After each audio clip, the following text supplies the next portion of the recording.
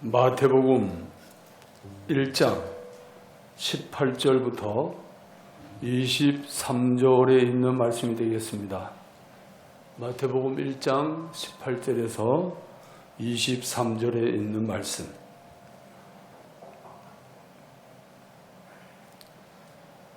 다 같이 합독하시겠습니다. 예수 그리스도의 나심은 이러하니라. 그의 어머니 마리아가 요셉과 약혼하고 동거하기 전에 성령으로 잉태된 것이 나타났더니 그의 남편 요셉은 의로운 사람이라 그를 드러내지 아니하고 가만히 끊고자 하여 이 일을 생각할 때에 주의 사자가 현무하여 이르되 다윗의 자손 요셉아 내 아내 마리아 데려오기를 무소하지 말라. 그에게 잉태된 자는 성령으로 된 것이라.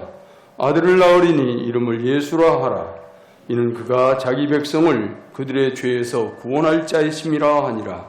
이 모든 일이 된 것은 주께서 선지자로 하신 말씀을 이루려 하심이니 이르시되 보라 처녀가 잉태하여 아들을 낳을 것이요 그 이름은 임마누엘이라 하리라 하셨으니 이를 번역한즉 하나님이 우리와 함께 계시다 함이라. 아멘.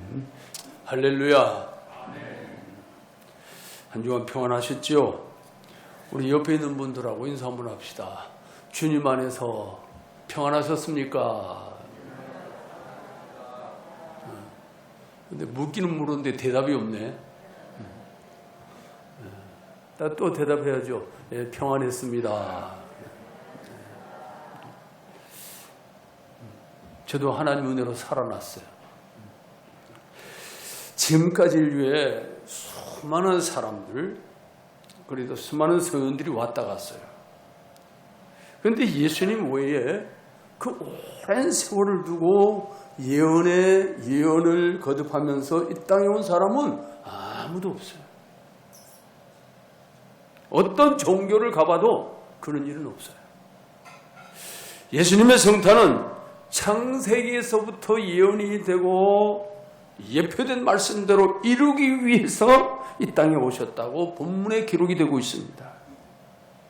오늘 본문 22절 말씀 한번 보실까요?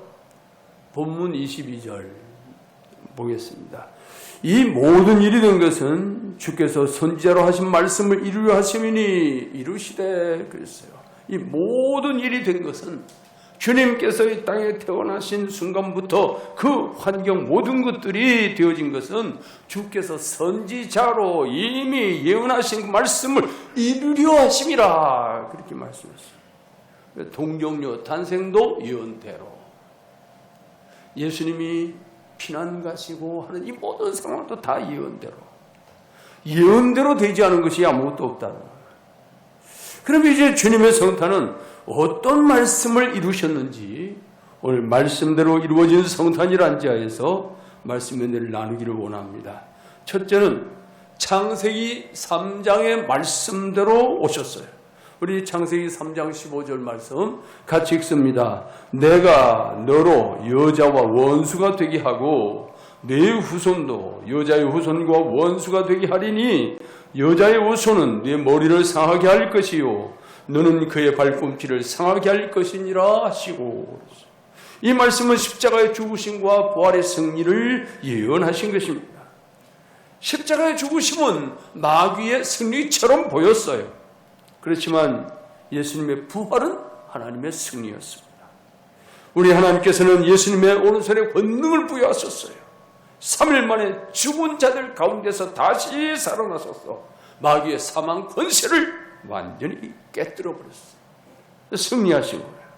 뱀이 여자의 후손으로 오신 예수 그리스도 그분의 발꿈치를 물었어요. 십자가 사건입니다. 그런데 여자의 후손 되신 예수님은 뱀의 머리를 상하게 하셨어요. 이게 부활 사건이에요. 결국 여자의 후손이 승리했다. 왜 여자의 후손이라고 합니까? 남자의 씨를 받지 않았기 때문에 그런 거예요. 예수님의 성탄은 이 말씀을 이루시려고 오신 하나님의 크신 은혜, 이 말씀을 이루시려고. 두 번째는 이사야 7장의 말씀대로 오셨는데 우리 이사야 7장 14절 말씀 같이 읽습니다. 그러므로 주께서 친히 징조를 너에게 주실 것이라. 보라, 처녀가 잉태하여 아들을 낳을 것이요 그 이름을 임마누엘이라 하리라. 이사야서에서 이미 말씀했어요. 처녀가 잉태하여 아들을 낳을 것인데 그 이름을 임마누엘이라 하리라. 그런데 오늘 본문 18절에서 이 말씀을 또 확정을 해 주시죠. 본문 18절 또 같이 읽습니다. 예수 그리스도의 나심은 이러하니라. 그의 어머니 마리아가 요셉과 약혼하고 동거하기 전에 성령으로 잉태된 것이 나타났더니 처녀가 잉태하여 아들을 낳을 것이요 그 이름은 임마누엘이라 하리라. 그렇게 말씀하셨는데 예수님이 마리아에게서 나셨다. 마리아 약혼으로 동거하기 전에 성령으로 잉태된 것이 나타났더니 그래요. 또 본문 20절 지금 여기서 또 뭐라고 말씀하니 요셉에 하시는 말씀이에요. 읽습니다. 이 일을 생각할 때에 주의 사자가 현모하여 이르되 다윗의 자손 요셉아 내 아내 마리아 데려오기를 무서워하지 말라. 그에게 잉태된 자는 성령으로 된 것이다. 결코 남자를 가까이 한 여자가 아니다 그 말이에요. 그러니 아이의 아버지가 따로 있지 않고 성령 하나님 아버지가 아버지시니 염려 말고 데려오라. 그럴 거예요. 거기다가 본문 23절에서 또 한번 확정을 해주시죠. 읽습니다.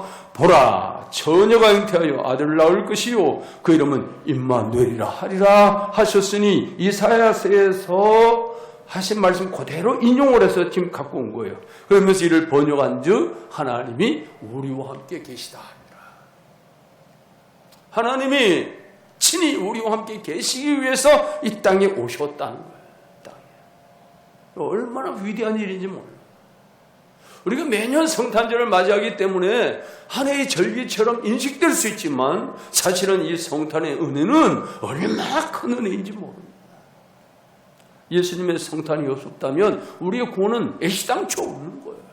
예수님의 성탄은 우리의 구원 역사를 시작하는 거예요. 구속사를 이루시기 위해서 오신 거예요. 이것이 얼마나 큰 은혜예요. 거기다가 셋째는 미가서 5장의 말씀대로 오셨어요. 우리 미가서 5장 2절을 봅니다. 다 같이 읽습니다.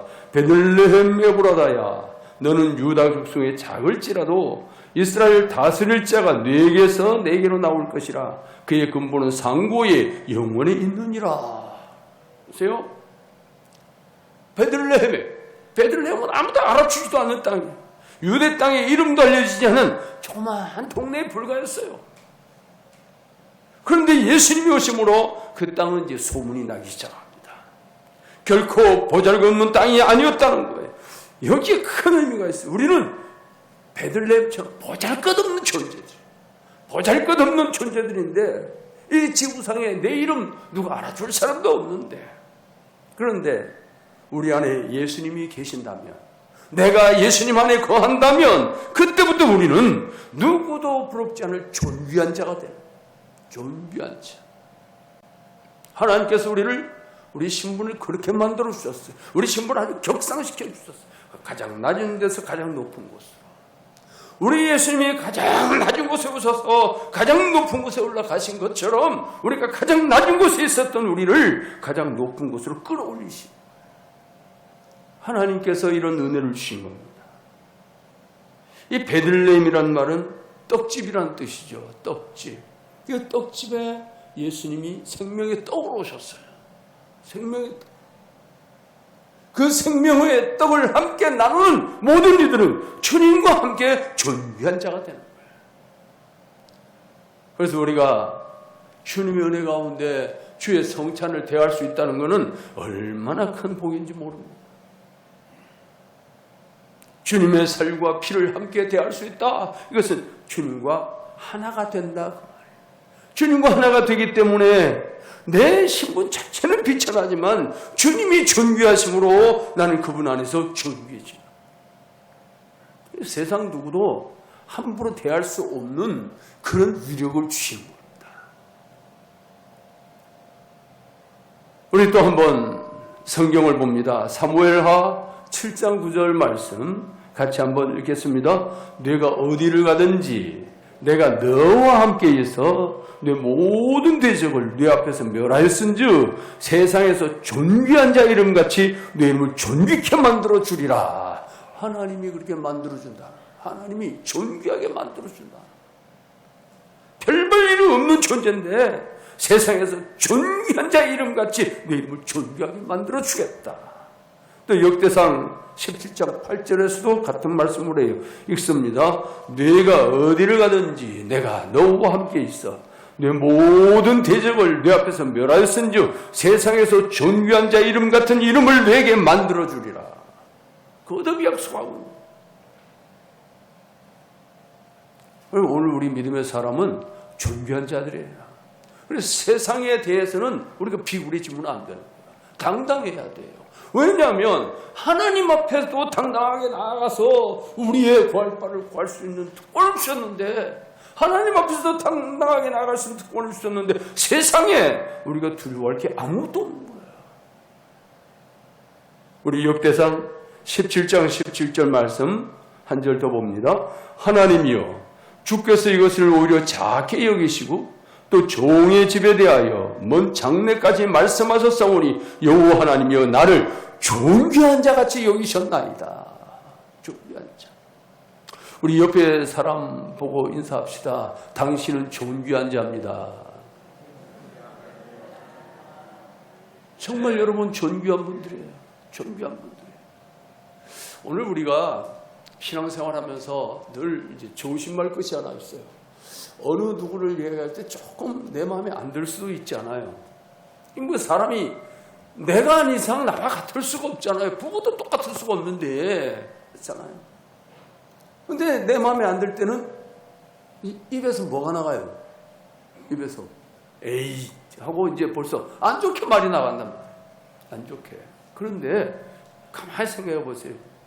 하나님이 그분을 존귀하게 만들어 주었다면 이게 어떻게 되는 거냐 이 말이죠. 어떻게 되는 거냐. 가끔 가다가 드라마에 보면 이런 게 나와요. 거지하고 왕자가 얼굴이 똑같이 생겼어요. 얼굴이 똑같이 생겼어. 그런데 이 왕자가 세상 구경이 좀 하고 싶어졌어요. 그래가지고 이 거지를 만나가지고 야, 너 나하고 얼굴이 똑같이 생겼으니까 역을 좀 바꾸자. 네가 왕자의 자리에 앉아라. 내가 거지가 돼서 세상 구경 좀 해보자. 이 거지가 처음에는 막 두려워 떨어요. 두려워 떨면서 아니 내가 왕자를 하라고? 내가 어떻게 말을 할 줄 알아요? 만약 신하가 와서 뭐라고 말할 거야? 그러니까 또 왕자가 시키기를 너는 아무 소리 말고 있어라. 옆에서 다 알아서 할 거다. 이렇게 했어요. 그래가지고 이 왕자가 거지 옷을 입고 세상을 나간 거예요. 그래, 영락없는 거지지요 뭘. 누가 그걸 왕자라고 알아. 근데 세월 지나고 나서 그가 왕자인 게 이제 드러나 버렸어요. 그러니까 어떻게 돼요? 그 거지라고 생각하고 그냥 찬밥 신세 만들고 놀리고 아주 그냥 그랬던 사람들이 바들바들 떠는 거예요. 왜 그럴까요? 이건 자기들은 왕자인 줄 모르고 그랬지만 알고 보니 왕자란 말이죠. 야, 우린 죽은 목숨이다. 벌벌벌벌 떠는. 지금 이야기를 하는 것은 지금 내 앞에 있는 상대가 내 눈에는 보잘것없이 보이고 진짜 거지처럼 보이고 별것없이 보여. 그래서 내 입술에서 뭐 저런 게 다 있어 이러고 나갈 수 있어요. 그러나 그가 존귀한 자라면 이야기가 달라져 버린단 말이죠. 이야기가 달라져 버려요. 우리 사람의 눈으로 판단할 일이 아니라는 거예요. 하나님께서 그를 존귀한 자로 만들어 주셨다면 이야기가 달라지는 거예요. 내 눈에는 별볼없이 보였는데 하나님은 존귀한 자로 여겨주셨어요. 하나님이 존귀하게 여겨주신 자를 내가 우습게 생각했다면 하나님이 날 보고 뭐라고 그러실 거예요? 네가 뭔데 이렇게 나올 거 아니겠어요? 여러분, 우리 앞에 있는 이가 하나님이 존귀하게 만들어 주신 줄 안다면 오늘 우리는 비록 내 마음에 안 들고 그래도 나는 나고 그는 그고, 나는 나고 그는, 거꾸로 그 사람이 나를 볼 때 마음에 안 들 수도 있는 거 아니에요. 그러니 나는 나고 그는 그고 은혜대로 사는 거예요. 은혜대로. 그래서 서로를 인정하는 겁니다. 하나님이 존귀하게 여기셨다고 했으니 인정해 주는 거예요. 그것이 중요한 거예요. 한번 옆에 있는 분에게 다시 한번 인사합시다. 당신은 존귀한 자입니다.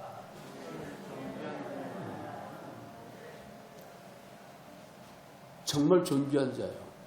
하나님이 여러분을 존귀하게 만들어준 믿어요? 믿어요? 그러면 또 옆에 사람한테 나도 존귀한 자입니다. 맞아요. 당신도 존귀한 자, 나도 존귀한 자. 그분이 그렇게 만들어주셨단 말이죠. 하나님께서. 제가 지난 주간에 월요일 저녁이요.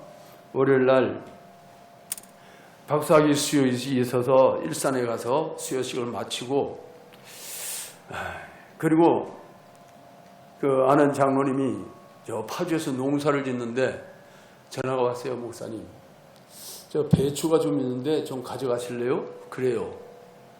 아이, 그래요? 뭐 겨울에 웬 배추? 그랬더니 배추 농사를 지었는데 좀 많이 돼갖고 좀 여유가 있으니까 가져가시려면 가져가세요. 그래서 알았다고. 아주 뭐 한 달은 드릴 수 있으니까 오세요. 그래서 갔어요. 그래 가가지고 한 달을 싣고, 그리고 이제 저 작은 터널 쪽으로 이렇게 넘어오는데 고바위로 이게 올라오는 거죠. 근데 저 앞에 보니까 신호등이 있어요. 차들이 몇 대 이렇게 있어요. 가고 있어요. 근데 이제 차들이 많이 안 다니니까 쌩 달리는 거야. 근데 우리 차는 이게 뭐 미끄럼에서는 약하다는 걸 아니까 그렇게 막 달릴 수가 없죠. 그래도 이제 고바위 이게 언덕이야. 언덕인데 신호가 딱 끊어지면서 앞차들이 딱 섰어요. 나도 브레이크를 밟았어요. 근데 이제 어두워할 시간인데 그게 뭐 빙판길인지 이게 구별도 안 되고, 그래서 나도 브레이크를 밟았는데, 아니 여태까지 이 차를 운전하면서 처음 겪는 거예요. 다다다다다다다 소리를 내는 거예요. 다다다다다다. 이게 무슨 도로가 이렇게 도로에서 그래가지고 다다다 하는 경우도 있지만 이거 아니야. 차에서 다다다 소리를 내는 거예요. 차에서. 그러니까 이게 순간적으로 거리가 많이 멀면 엔진 브레이크를 쓰면 되는데 그럴 여유가 없는 거예요. 순간적으로 이게 이제 판단이 안 돌아가는 거예요. 옆에도 차들이 막 오니까 비켜날 공간도 없고 그냥 브레이크를 뒤를 밟아버렸어요. 밟았더니 밟는 순간에 총알까지 뱅 날아가 버려요. 순간적으로 아이고 받았네. 그러고 있는데 꽝. 근데 앞에 차는 렉스톤이 돼가지고 되게 단단한 차인지 뒷반반 날아가고 트렁크 문짝 푹 들어가고, 근데 우리 차는 앞부분이 다 날아가 버렸어요. 내려와서 보니까 기가 막힌 일이 벌어졌어요. 근데 내가 살아있더라고. 그게 정면으로 받아버렸으니까 그게 엔진이 앞으로 기어 들어오고 했으면은 뭐가 어떻게 됐을 텐데 엔진이 있는 데까지만 날아갔어. 근데 이게 너무 이제 수리비가 많이 나오다 보니까 어쩔 수 없이 이제 우리 장로님들하고 의논해서 이제 폐차하기로 했는데, 근데 여러분들에게는 죄송하지요. 어쨌든 무거운 소식을 알려드려서. 그런데도 제 마음속에 하나님, 아직도 제가 할 일이 남아있나 보네요. 할 일이 남아있나 보네요. 하나님 살려주신 거 보니까 할 일이 남아있네요. 그런 기도를 했어요. 원래 목하고 허리에 디스크가 있어서 조금 충격을 받아 우리한 것은 있는데, 그래도 다른 뭐 없어요. 그리고 앞차도 그 정도 되면 굉장히 이게 부상도 있고 있을 법한데 그분도 살아있더라고. 그분도 살아서 한참은 정신이 없어가지고 하고 있다가 이제 나왔는데, 이제 뭐 병원에 입원을 했어요, 보니까. 근데 제가 왜 이런 이야기를 하냐면, 하나님께서 뜻과 섭리가 계셔서 우리에게 사명이 있고 할 일이 있으면 우리 중요한 자로 세워주실 뿐만 아니라 하나님이 불꽃 같은 눈동자로 지켜주신단 말이에요. 하나님이 안 지켜주시면, 그래, 늘 저는 길을 다녀도 그래요. 걸어가든 차를 타고 가든 뭐 대중교통을 이용하든 뭘 하든 하나님의 지키심이 아니면 언제 무슨 일이 벌어질지 알 수가 없다. 인도를 걸어가다가도 뒤에 덮쳐가지고 가는 수도 있는데, 대중교통을 이용해도 뒤집어지기도 하는데 별의별 일이 다 생기잖아요. 하나님이 그런 와중에서도 지켜주심의 은혜. 오늘 저와 여러분이 이 자리에 서 있음, 이 자리에 앉아 있을 수 있음이 하나님의 은혜인 줄 믿으시기를 주의 이름으로 축복합니다. 하나님의 은혜예요. 하나님의 은혜.